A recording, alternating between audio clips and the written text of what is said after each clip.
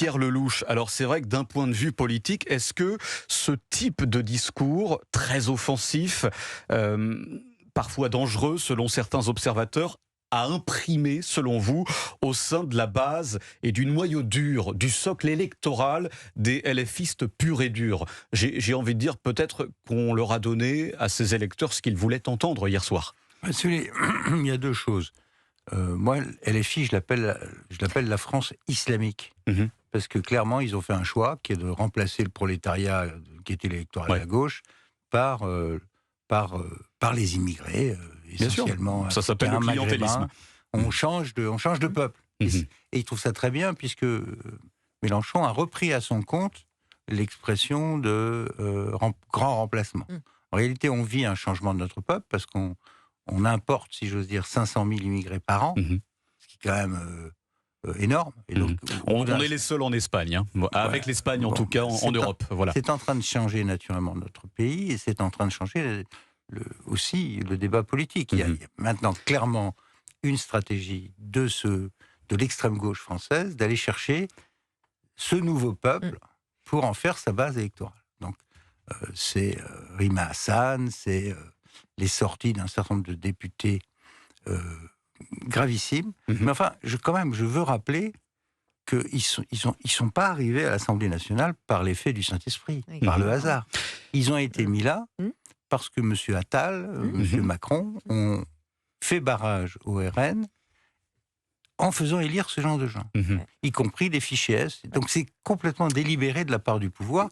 Les heureux élus, eux, confortent leur stratégie, qui est une stratégie de bordélisation à l'Assemblée nationale, qu'on n'a jamais vue précédemment, même dans les années 30, et de monter en puissance de la violence verbale et désormais malheureusement physique dans le pays. Donc ça, c'est le premier point. Et c'est grave, bien sûr que c'est grave. Mais ce qui est encore plus grave, encore un mot, et puis j'arrête. Pour revenir sur le discours ensuite, oui. Ce qui est encore plus grave, c'est quand on entend Monsieur Doucet, donc le maire sortant de Lyon. Grégory Doucet, tout à fait. Qui ne ferme pas la porte à une alliance avec la candidate insoumise. Mais c'est ça qui est grave, si vous voulez. C'est que ça continue.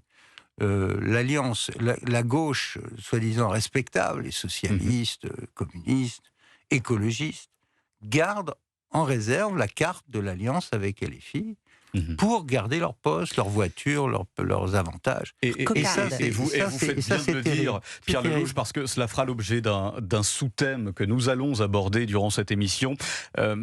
Dans quel état se retrouve LFI aujourd'hui à l'aube de ces municipales? Ce sera dans moins de 2 semaines. Et est-ce que ça rebat les cartes, ce que nous vivons depuis 2 semaines avec la France insoumise? On va se poser la question, mais je pense que vous avez votre réponse, Pierre Lellouche. Alors, effectivement, Mathilda du collectif Némésis, vous êtes porte-parole, je le rappelle. Hein. Alors, vous avez quand même été égratignée, pas vous personnellement, ma chère Mathilda, mais le collectif Némésis en tant que tel, par Jean-Luc Mélenchon hier soir. En fait, Jean-Luc Mélenchon appelle clairement à dissoudre votre collectif aujourd'hui. Vous êtes une menace, un danger pour la France insoumise. Exactement, Némésis est une menace, mais pas la jeune garde, hein, puisqu'il a rappelé son soutien à la jeune garde. Et je vais vous dire, pour moi, hier, Jean-Luc Mélenchon a craché sur la tombe de Quentin et il a calomnié le collectif Némésis. Je me suis infligé son débat et j'en ai tiré quelques phrases qui m'ont quand même paru folles. Je vais vous les citer. Bien sûr. Il a commencé par dire « Némésis organise des traquenards contre les militants de gauche ». Vous seriez donc des appâts. Exactement. Ce sont ces mots, hein, pardonnez-moi. Ça, et il l'affirme, exactement. Et il se base sur quoi? Il se base sur un article déclaratif du journal communiste L'Humanité. Et il fait tout un discours là-dessus, en employant ce narratif. Donc c'est déjà très grave, c'est la raison pour laquelle d'ailleurs nous portons plainte pour diffamation contre monsieur Jean-Luc Mélenchon. Et il a ensuite dit, alors une déclaration qui est pour moi tout bonnement hallucinante, je le cite, « Ne venez pas nous dire à nous qu'on a une responsabilité, le tranquille service d'ordre des insoumis qui encore ce soir assure d'une manière tranquille, calme, disciplinée, maîtrisée la sécurité. » Le tranquille service d'ordre. Le tranquille service d'ordre. Il parle de la jeune garde. Mais je pensais que ce collectif avait été dissous, je comprends pas. Je ne comprends pas. Surtout, il parle de la jeune garde qui, il y a moins de 15 jours, dans la ville où il fait ce discours, a lynché à mort un jeune homme à terre. Enfin, c'est tout bonnement ahurissant quand même de dire des choses comme ça.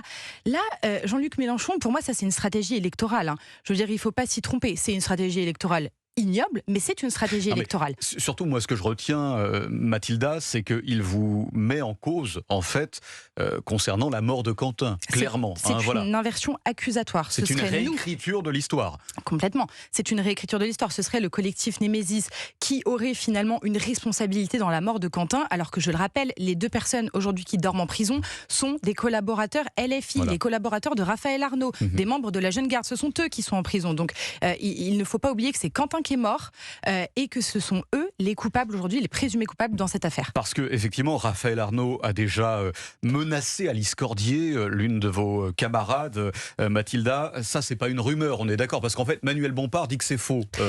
Oui, alors. Raphaël Arnaud a menacé Alice Cordier précisément de lui mettre une balle dans la tête.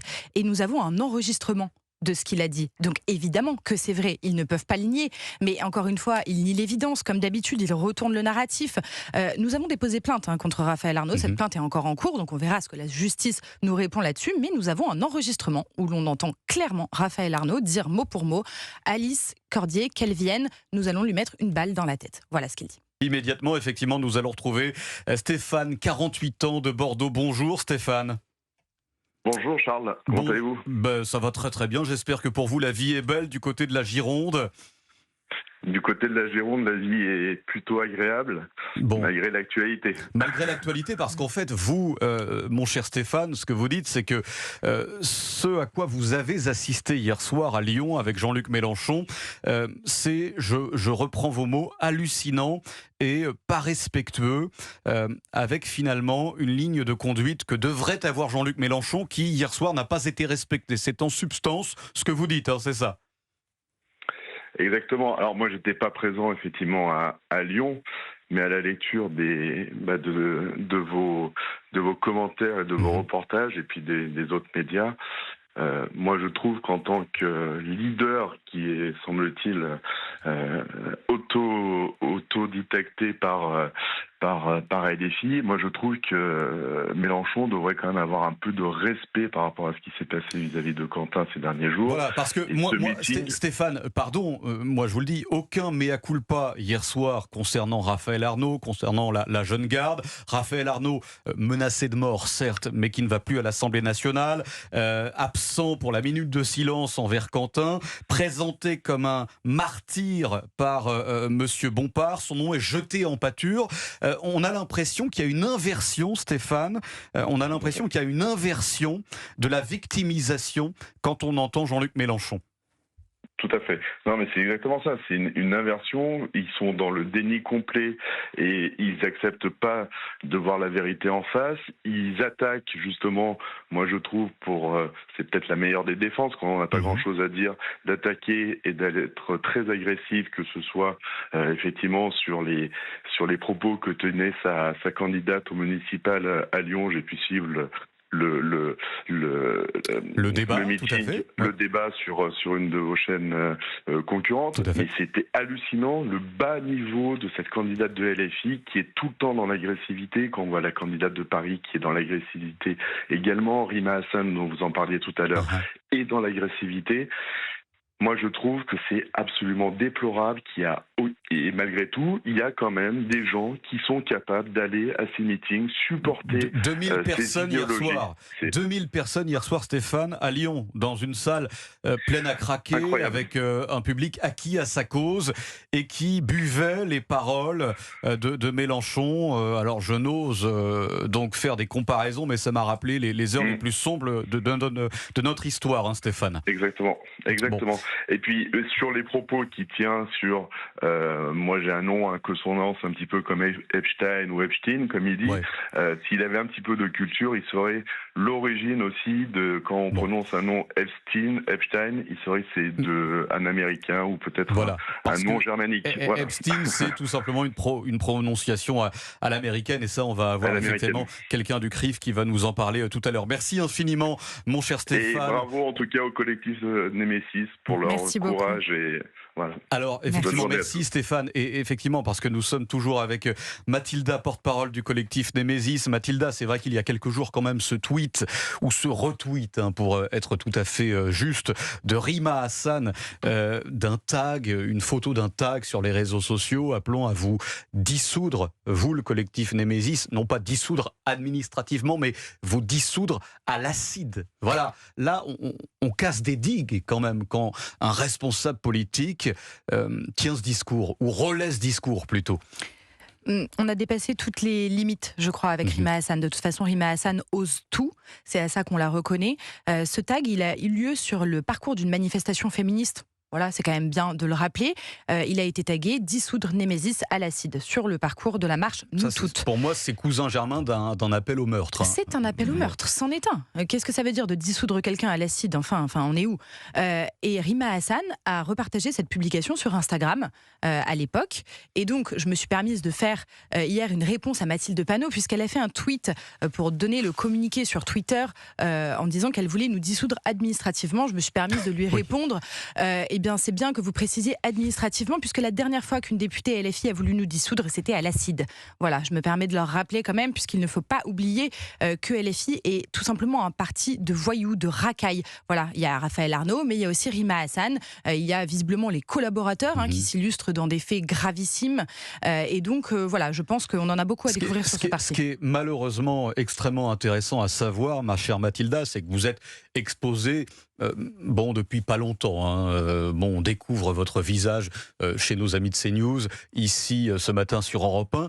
Est-ce que, depuis cette exposition, alors on l'a dit, vous ne voulez pas donner votre nom de famille et on respecte totalement ça parce qu'on vous comprend, si vous saviez à quel point on vous comprend, est-ce que votre vie a changé quand vous allez chercher du pain, quand vous sortez tout simplement ? Est-ce que vous vous faites alpaguer, vilipender, parfois accosté dans la rue de manière véhémente ? Ça peut arriver, j'ai surtout beaucoup de soutien, heureusement, quand je croise les gens. Ça fait maintenant 3 ou 4 ans que je me montre quand même publiquement. Mais pour tout vous dire, j'ai arrêté de travailler. J'étais opticienne il y a encore quelques années et j'ai arrêté mon métier. Peut-on savoir dans quel endroit ? Dans le 15e, en l'occurrence. Bon, ça va, vous êtes relativement protégé. Tout à fait, mais le fait est que j'ai quand même reçu des menaces. Les gens me reconnaissaient. Justement, il y a quelques années, quand je commençais à passer sur CNews, les gens ont commencé à me reconnaître et je me suis dit, pour ma sécurité, il va falloir quand même que pour votre j'arrête. Sécurité. Et on parle c'est-à-dire juste d'un des menaces. J'ai eu des menaces, oui. Il y a un homme cagoulé qui a attendu devant la vitrine du magasin. Donc ce jour-là, j'ai dû tout fermer. J'ai eu très peur. Et donc j'ai arrêté d'être opticienne. J'ai arrêté de travailler pour ces raisons-là, en premier lieu. Et je trouve ça fou parce que je parle quand même juste d'un militantisme dans un collectif féministe. On se rend compte jusqu'où ça va. Et pourquoi, en fait, on reçoit ces menaces ? Parce qu'il y a des gens comme Jean-Luc Mélenchon, parce qu'il y a des gens comme les cadres de la France Insoumise qui nous mettent une cible dans le dos. Ce que Mélenchon est en train de faire là, en nous traitant de fascistes, en disant qu'on tend des guet-apens, c'est mettre une cible dans le dos aux militantes de Némésis. Je rappelle qu'on est des femmes de 50 kilos, d'entre 20 et 30 ans. Vous ne constituez pas de menace, en tout cas d'un point de vue violence. Vous n'êtes pas séditieuse, en fait, c'est ça le truc. Pas vraiment, non, pas vraiment. Pour eux, la parole est une menace. Exactement. Bon, et alors, est-ce que, à l'aune de ce qui s'est passé depuis 2 semaines, vous hésiterez désormais, vous, le collectif Némésis, à vous rendre sur des événements à risque ? Notamment, est-ce que vous auriez pu, hier, vous rendre au meeting de Mélenchon ? Alors, je ne dis pas, évidemment, pour le soutenir, certainement pas, mais en tout cas pour montrer votre désapprobation concernant sa démarche. Est-ce que vous hésiterez désormais à vous rendre sur ces événements dits ou considérés comme à risque ? Bien sûr, nous sommes en train de revoir complètement notre mode d'action, puisque je vous avoue qu'on a perdu une certaine innocence avec la mort de Quentin. Ah oui. Quand je dis innocence, c'est cette espèce de légèreté où on se dit on va aller déployer une banderole, faire des pancartes devant un meeting. On parle quand même d'une action qui est totalement pacifique. Et pour cela, il y a 15 jours, un jeune homme est mort, lynché par la Jeune Garde, les milices d'extrême gauche dans les rues de Lyon. Donc forcément, ça nous a extrêmement affectés en premier lieu et surtout traumatisés, puisque aujourd'hui on se dit, en fait, qu'est-ce qui peut se passer ? Qui sera la prochaine victime la prochaine fois qu'on osera user de notre liberté d'expression pacifiquement dans la rue. Donc, pour la sécurité de nos militantes, évidemment, nous changeons nos modes d'action et aujourd'hui, on n'est pas prête de se remettre devant un meeting de la France Insoumise tant qu'ils utiliseront la Jeune Garde comme service d'ordre. J'aimerais que nous écoutions un extrait d'une chaîne qui s'appelle Histoire Crépue. Je crois que nous l'avons dans notre besace en régie. Histoire Crépue, c'est une chaîne sur YouTube, donc avec 330 000 abonnés, une chaîne extrêmement suivie. Un extrait éloquent que j'ai voulu vous faire écouter. L'un des intervenants sur cette chaîne YouTube et dans cette vidéo évoque avec beaucoup de détachement. Vous allez voir, le mot est très faible, la mort de Quentin. Après, sur la mort de Quentin, moi je trouve ça quand même bluffant. Il y a 50 ans, quand un nazi mourait, on faisait la teuf. Pendant la Seconde Guerre mondiale, maintenant on fait des minutes de silence. Et je pense que, moi ça m'a choqué quand même que l'Assemblée nationale fasse une minute de silence, mais bon, à la limite, soit, quelqu'un meurt, personne ne doit mourir. D'ailleurs, voilà, on ne peut pas se réjouir de la mort de quelqu'un, tu l'as dit, autant nazi soit-il, même si c'est tentant, on va pas se mentir. Mais du coup, l'Assemblée nationale, la droite et l'extrême droite, ils ont fermé la gueule pendant 1 minute parce qu'il y avait un nazi qui s'était fait buter. Attention au message envoyé. Parce que si à chaque fois qu'il y a un nazi qui se fait buter, la droite et l'extrême droite ferment sa gueule, j'en connais un ou deux qui va peut-être se motiver à en buter 4, 5, 6, tu vois quoi. En plus, il y avait vraiment cette vibe de il est mort pour ses idées. Ça veut pas dire qu'elles sont toutes bonnes, quoi. Et il y a un autre gars qui est mort avec les mêmes idées et on l'a pas pleuré. Hitler, voilà. Ah oui. C'est vrai. Non. La chaîne Histoire Crépue, ça s'appelle de la jubilation, ce qu'on vient d'entendre, comparaison à Hitler et un appel aussi à tuer davantage de militants comme Quentin. Si vous souhaitez réagir à ce qu'on a entendu tout à l'heure, cet extrait d'Histoire Crépue. Oui, malheureusement, on retrouve de l'argent public dans plein de domaines. Ça fait partie du déficit général de notre pays, de l'endettement. Non mais on peut subventionner des nobles causes. Voilà, subventionner par exemple des journaux, même si c'est l'Humanité ou Libération, on peut comprendre cette idée de pluralisme politique dans la presse qui nous entoure. Mais financer dans le monde réel. Ça, par contre, Pierre Lelouch. Charles, dans le monde réel, oui. J'étais à la fois comme député puis comme ministre, j'ai vu passer des dossiers de subvention. Oui. Bien souvent, ces dossiers sont extrêmement vagues. Bien souvent, ce sont des... Y a-t-il du copinage dans les subventions ? Il y a toutes sortes de choses. Il y a surtout une absence totale de contrôle. Pour que ça fonctionne, des subventions, pas contre totalement le principe des subventions. Je pense qu'il y a trop. Je pense que l'État s'est démembré dans tous les sens. Ça explique les déficits permanents de notre pays. Je crois qu'il faut reprendre tout ça à la base. Supprimer des tonnes d'observatoires, d'organisations diverses qui sont censées faire le travail de l'État alors que l'État, théoriquement, a les moyens de le faire. Bien sûr. Et puis surtout, il n'y a pas le contrôle. Il faut qu'il y ait un contrôle a priori sur la qualité du dossier qui est présenté, quel est l'objectif, quels sont les gens, combien de temps, quelle est la part des dépenses de fonctionnement par rapport au but de l'association. Bien souvent, l'association sert à financer un groupuscule de gens. Et ça ne le fait pas. Et il n'y a pas non plus de suivi. Donc vous avez énormément d'argent qui part dans la nature comme ça, et on se retrouve avec des situations... Pierre Lelouch, je vais vous donner effectivement les financements d'Histoire Crépue. Donc en 2022, 35 000 € pour cette chaîne YouTube. En 2024, 20 000 €. En 2025, 50 000 €. 50 000 € en 2025 et encore 5 000 € en 2025. Voilà, bref. Mais ça, c'est les coups de fil. C'est tout le réseau d'élus locaux, de copains, on s'appelle et on tire de l'argent comme ça sans arrêt. Les associations de ce type passent leur temps à chercher de l'argent public.